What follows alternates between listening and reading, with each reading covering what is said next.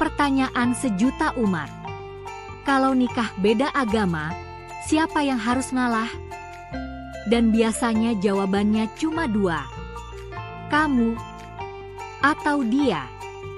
Tapi, bener gak sih harus selalu ada yang ngalah? Apa gak ada jalan tengah? Yuk kita bahas pelan-pelan, tapi jujur. 1. Kenapa harus ada yang ngalah? Karena hukum di Indonesia gak mengakui pernikahan beda agama. Jadi kalau kalian mau sah secara hukum dan agama, maka salah satu harus pindah agama dulu. Makanya muncul pertanyaan, siapa yang lebih siap berkorban? Tapi sebenarnya, ini bukan soal siapa yang kalah atau menang. Ini soal siapa yang lebih siap kompromi dengan hati nurani. 2. Malah bukan cuma soal pindah agama. Banyak yang mikir, kalau aku pindah agama demi dia, berarti aku udah berkorban. Padahal, pindah agama tanpa keyakinan yang tulus bisa jadi bom waktu. Lahir doang yang ikut, batin masih nolak. Ujung-ujungnya jadi konflik batin, bahkan rumah tangga jadi penuh luka. Jadi, malah bukan cuma soal pindah keyakinan, tapi soal siap gak hidup dengan keputusan itu selamanya. 3. Kalau gak ada yang ngalah, gimana? Kalau dua-duanya teguh dengan keyakinannya dan gak mau pindah. Ada beberapa pasangan yang cari solusi alternatif. Nikah di luar negeri. Nikah sipil di negara yang memperbolehkan.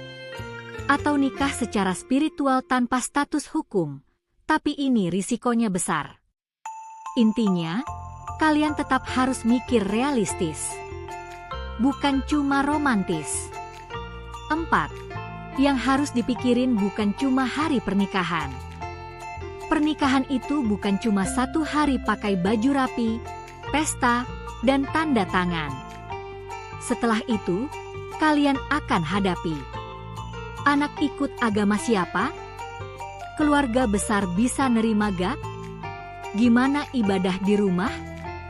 Saat salah satu sakit atau meninggal, upacara agamanya gimana?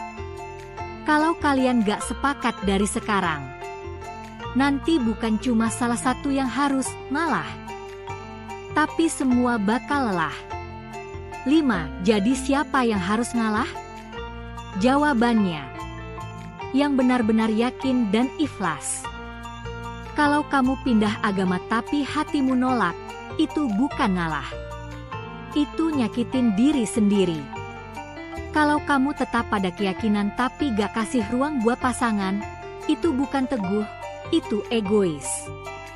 Yang benar adalah, kalian berdua harus sepakat dan rela terima konsekuensi dari keputusan itu bareng-bareng. Pernikahan beda agama butuh 2 orang yang dewasa, bukan 1 orang yang terus ngalah dan 1 lagi yang menang terus. Kalau kalian udah bisa saling ngerti sampai ke akar nilai dan iman, baru bisa bilang kalian siap jalanin ini.